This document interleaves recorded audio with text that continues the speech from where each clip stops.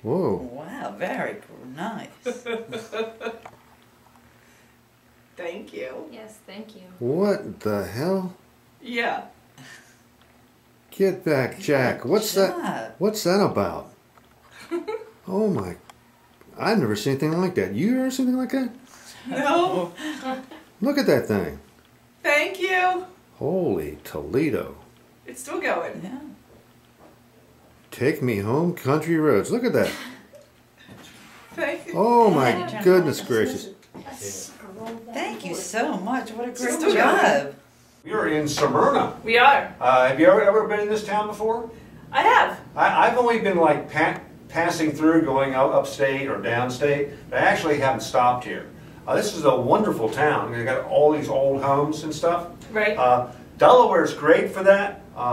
You know, all these old places, a lot of teams would love to be into these old homes. Right. And when you're talking like the Plank House you're going to be in tonight, that's 1700s and 1600s, right? Right. So that's pretty old.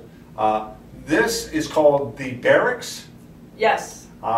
It was built in 1790? Yeah, so.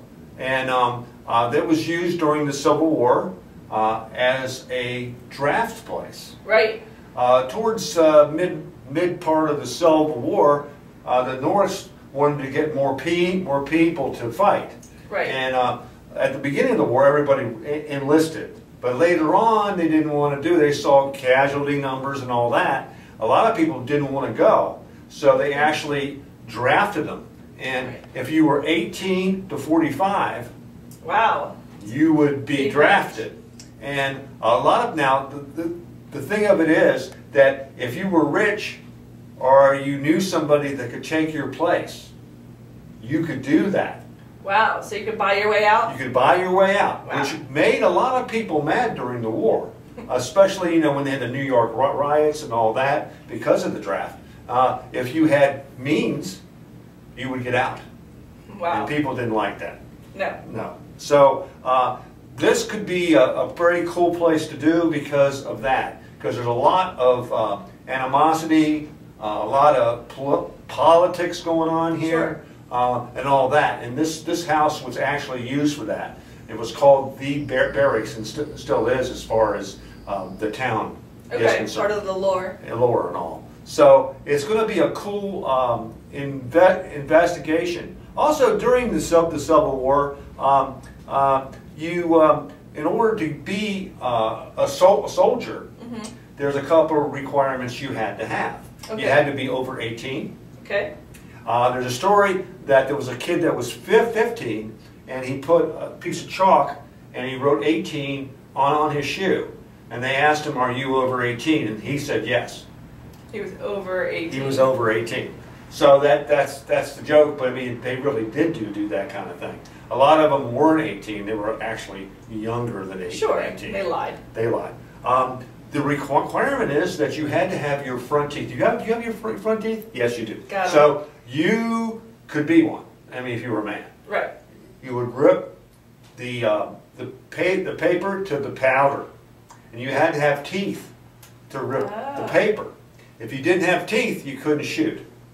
Okay. An average soldier, if they were good, would shoot 3 rounds per minute or so. Okay. So that was good. So in order to do that, you had to have your teeth. Right. Now, with that being said, there was a lot of people that shot artillery that didn't have their teeth. One reason is maybe they pulled them out so they didn't want to be in the infantry. Yeah. Which is possible. Yeah. You know, a lot of times they enlisted and then lost their teeth and they had to go there. Sure. So you never know. But you had to have those requirements, and you were sworn in. Just as simple as that. So you took a little oath, and that was it. That happened in this house. Also, the floorboards in this house and everything is original. Which is awesome. Yes. We're going to go into we're actually going to step back into time. With our investigations, that's what we do. We step back into time. And we're going to see tonight, we're going to try to see if history talks back to us tonight. Sometimes in our investigation, history does talk back. Yes. And we're hoping that it does. So, we want to mention Mr. Lincoln behind us. Sure. I did vote for him. Did you? Yeah. Okay. I did. That's All right. good to hear. So we're going to meet the gentleman that's going to take us on tour. They do have a fine historical association here. Great. And all that. And so we're looking forward to a little tour of this house. And I'll catch you in a short. All right. So your name? Bob Keene. Bob. Nice to meet you. That's Wendy. I'm Wendy. How you doing? How you doing? We're Del Mar Historic Haunts. We're going to come in and investigate your fine old historic house. I would have to say that the people here really have done a good job in getting this house straight. I mean, it looks cool. The fireplaces are neat. The furnishings are neat. It truly is a museum. So with that being said, it's all yours. Okay, well, welcome to Smyrna. Welcome to the Smyrna Museum, Okay. better known as the Barracks.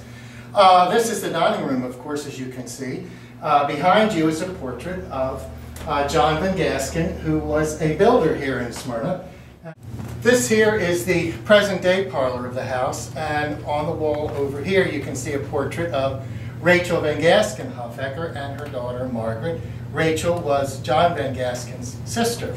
And the interesting thing about the portrait is the fact that Margaret, the little girl, was added to that portrait after she died. They had another portrait and was added to this one because Rachel. You know, that's happened a lot. A lot of homes that we've been at, they've done that. But they used to do that back then. Yeah, and the interesting thing with Margaret is, particularly Rachel, when we have children come in, we always tell them you have to be real good in the living room because she's watching you. The artist back at that time would do something with the eyes of the person in the portrait, and their eyes do follow you all over the room no matter where you're standing. The little girl's name is? She's Margaret, the mother is Rachel. Margaret. And she was 3 when she died, and you can tell it was a different artist that did it because she's out of proportion, but back then that's how they showed the children. Anyway, Exactly. They reminded you of dwarfs or midgets because of their features. A lot of times they would do the body, and then they would go to a place and then put a head on it. Yes, that's exactly They would right. do that, Yes. right? Mhm. Okay. All right, on to the next. Okay, and here in the hallway, we have some items on Woodland Beach, and I know a lot of people are familiar with Woodland Beach, but they don't realize that at one time we had amusements, ballrooms. They would come down the Delaware River on paddle wheels like the one in the painting back there, which is a Thomas Clyde. They'd come down from Philadelphia down the Delaware River and spend time at Woodland Beach. Very cool. And everything has been destroyed there, yes. Okay. Any significance with the steamboat or anything like that? Well, that is the Thomas Clyde. That was the one that they would come down on. Okay. And that original oil painting was given to the museum. All right. All right. So anything else down here, or do we need to go up? No, we can go on upstairs if you'd like to. All right. Okay. After you, my dear. Thank you.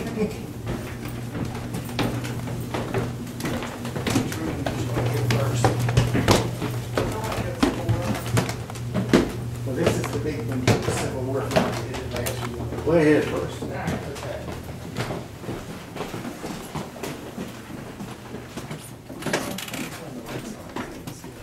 If she stays behind that camera, it won't be in the way. Right. Would this go on about if I Yeah, turn turn it so on. you can see? Oh, well, we can stand over here, Rick. Okay. That'll come on in a minute. Will it reflect against the glass, or are you okay? No, it's fine. Okay. Go ahead. Okay. All right. Okay. What room is this? Now, this is our pride and joy. This room here is in what we call the new part of the building, which was built in Victorian times. This room is our Civil War exhibit. We've had it here for going into the 2nd year now. We're very, very proud of it. And as you can see here on the wall behind us is a portrait of Edwin Wilmer, who was the Provost Marshal, and he's the one who did the drawing for the Civil War from the front porch of this house. We're very fortunate to have different items in here pertaining to the Civil War that are original. Over on this wall, we have a gentleman who got his draft notice, signed by Wilmer. He was reported to come to Smyrna when they did the drawing, but he could pay, as you had said earlier, he paid $300, and it was called a commutation paper, and therefore he didn't have to serve. We have another one up there that the gentleman paid $400, and he also didn't have to serve. And the man who took his place was a young Irishman, 21 years old. We have a collection of 13 handwritten letters from the Civil War that a gentleman was writing to his uncle. And while reading them one Saturday, I discovered that one of them said that they were stationed outside of Washington, D.C., but they were heading for a little town in Pennsylvania called Gettysburg. And when I read the last couple letters, he was describing the battleground, how they couldn't get to the soldiers, they were shooting over their heads. They're quite poignant letters when you read them. And practically every one of them, when he would sign off to his uncle, he would say, well, say goodbye to Aunt so-and-so and cousin, and tell him I hope I get to see them again. And he did, because we have his whole records that he did survive the Civil War, which is rather interesting. Wow.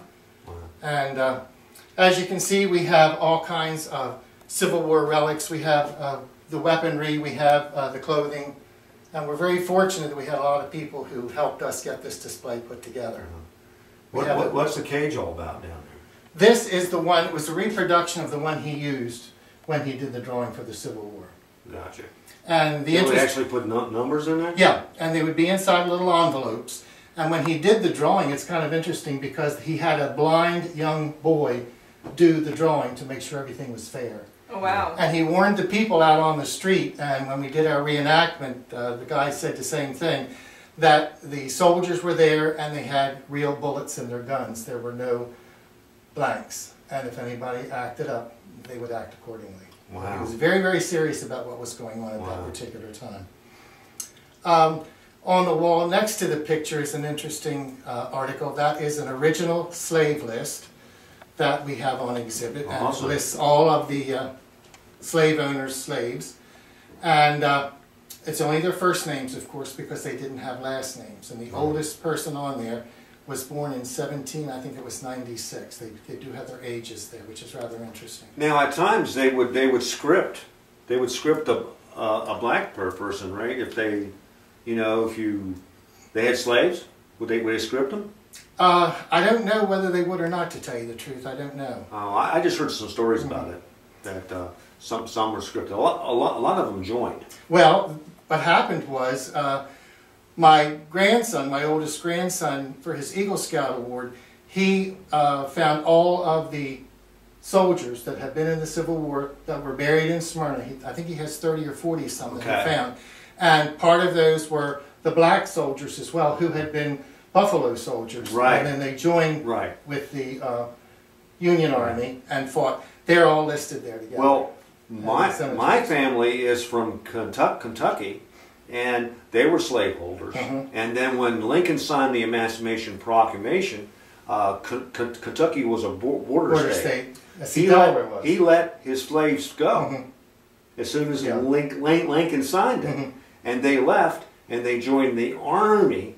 And you look at the last names of the black soldiers; they all have my last name. Well, that's right. That's what they would do. That's why there are no last names on the list. They took my last name. So I would go to a battle in Pennsylvania and go to the kiosk and put my name in. All the black soldiers would come up. So Civil War is a unique thing. It is, and I'm very proud of my grandson because he did a lot of hard work on that, and they righted the stones, and they cleaned up the graves and sites and everything, and that's it was, cool. And we're helping out that too, because we're helping to improve the great graveyard up at Delaware City. And they're fixing that up in our tip jar. What we get from our tips goes to them. Oh, okay, that's good. That's cool. Good, yeah. All right, so we'll go on to the next. This is my favorite room, by the way. Yes. Is there anything you'd like to know anything about? Yeah, I like to have everything right here. Yeah, you got it. Okay.